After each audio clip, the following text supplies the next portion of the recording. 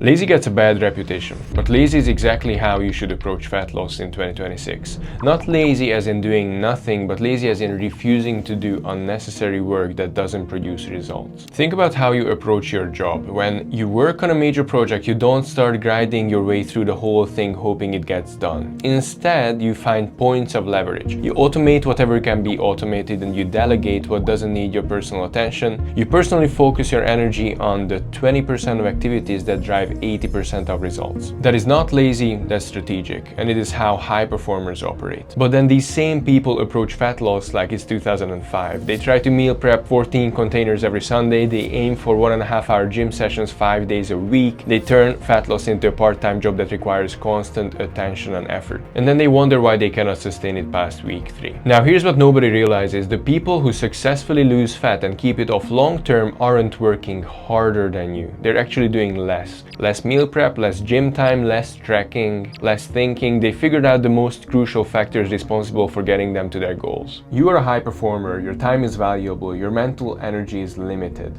Fitness is at best your third priority after family and business. So I'm going to show you the lazy way to get in shape, the approach that requires the least amount of effort, time, and mental energy while still delivering consistent results. This isn't about cutting corners, it's about cutting out everything that doesn't matter so you can focus on the few things that do. Let's start with training because this is where people waste the most time. The average person trying to lose weight thinks they need to go to the gym 5-6 times per week. 1 hour of weights, maybe some cardio plus commute and shower. They're spending 10 to 12 hours a week on fitness. It's anything but effective. If your goal is fat loss while building some muscle, you don't need more than 3 full body training sessions per week filled with compound movements executed with high effort. And here's why this works. Compound movements, squat patterns, hinges, presses and pulls train multiple muscle groups at once, giving you maximum stimulus in minimum time. It's higher frequency. You get to train every muscle group 3 times per week. While your colleague trains chest once a week on a Monday, you stimulate and recover 3 times within the same week. More days off means better overall nervous system recovery, which means better results in the long run. So here's your lazy training week. Monday, Wednesday, Friday, or Tuesday, Thursday, Saturday, whatever 3 days work with your schedule, just no more than 2 consecutive days of training. Each session is 5 to 6 exercises. You do 2 to 3 sets per exercise and you rest 1.5 to 2 minutes between sets and you're done in 60 minutes. If you're truly busy, we will not waste time on doing extra cardio.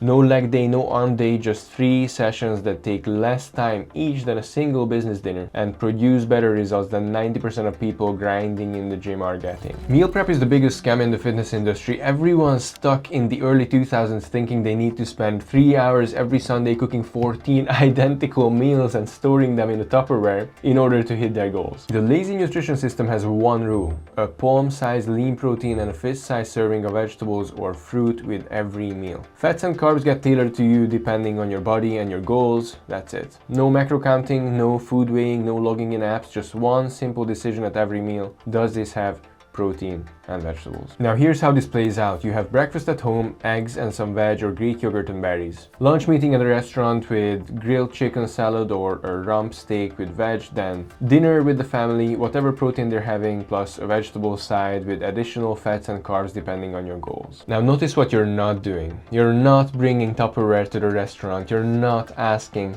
for ingredients to be weighed out. You're not logging everything in MyFitnessPal. You're just making one simple choice per meal that takes 5 seconds. A palm-sized lean protein source with veg or fruit. Here's the laziest fat loss hack that actually works. Walk more. That's it. No running, no HIIT classes, no spin bikes, just walking. Walking burns calories without making you hungry. It improves insulin sensitivity, helps your mobility and aids digestion. It doesn't interfere with your recovery from your training, and best of all, you can do it while doing other things. Phone calls while you walk, listening to a podcast, answering emails on your phone. You're not adding extra time to your day, you're just changing what you do during the time that you're already spending. For every 10 minutes that you're able to allocate towards steps, you can expect an increase of about 1,000, which makes a massive difference considering that your daily steps often fall in the 3,000 to 5,000 range when you get really busy. And if you want to unlock the ultimate level here, get a standing desk with a walking pad and see body fat melt off you. The beauty of walking is that it's the lowest effort, lowest recovery impact fat loss tool you have.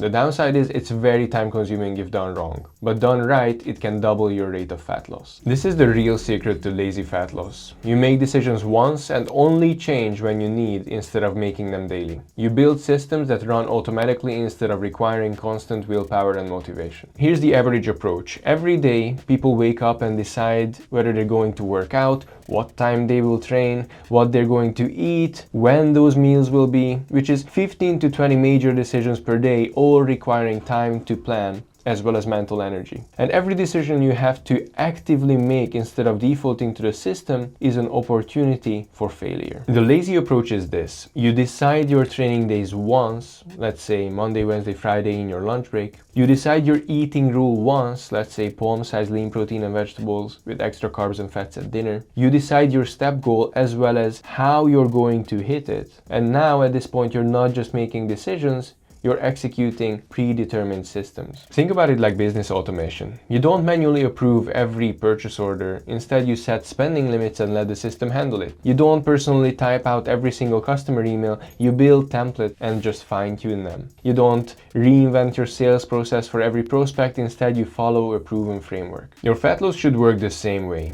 Build the system once, then just execute it. No daily decision making, no constant mental effort, no willpower required. You've automated the hard part. The systems that allow for laziness are following the same training program and consistently getting stronger at it, having set meal timings and similar meal structures set up, stepping on the scales daily to assess progress. When everything is systemized, there's nothing to think about. You just show up and do what the system requires you to do. That's lazy fat loss. You know the Pareto Principle. 80% of results come from 20% of actions. The same applies to fat loss. 80% of your results will come from 20% of the things you could be doing. Most people waste time on the 80% that doesn't matter. They research supplements, they optimize their meal timings, they do fancy workout splits, or track every single macro to the gram. They stress about pre-workout nutrition and post-workout windows. They spend huge amounts of mental energy on things that might contribute a few percentage points to their results. The lazy approach instead is to identify the 20% that drives 80% of results and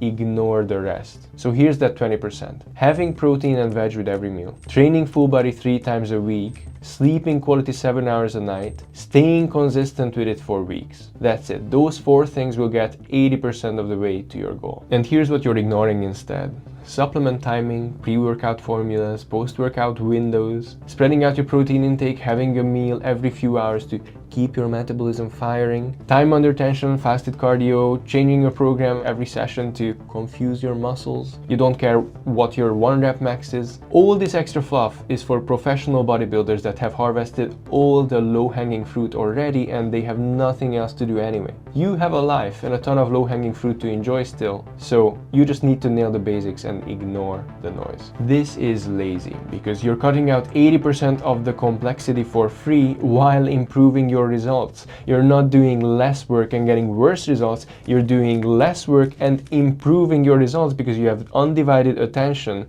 focusing on what truly matters. The lazy way to lose weight isn't rigid. Rigid plans require constant willpower to maintain. They break the second real life happens. A lazy plan bends without breaking. Here's how flexibility works in practice. You've got a work trip to, let's say, Florida next week. Traditional diet thinking says you need to pack meals, find the gym every day, and avoid all the good restaurants and basically make yourself miserable. Lazy thinking says you can adjust the plan for the reality of the situation. So you train Monday and Tuesday before you leave. That's 2 of your 3 sessions. You make it work with the single cable stack in your hotel gym for the last session of the week on Friday. At the business dinners, you order protein and vegetables, you have a drink or 2, you enjoy the social aspect, you walk extra during the day because you're exploring the city, you come back Saturday having maintained your progress instead of either suffering through perfection or giving up completely. So here's the framework. When travel or events disrupt your normal routine, adjust instead of abandon the plan. When you can't do the ideal thing, do the better thing. Hotel training instead of no training. Keep calories in the bank via meals you can control and prepare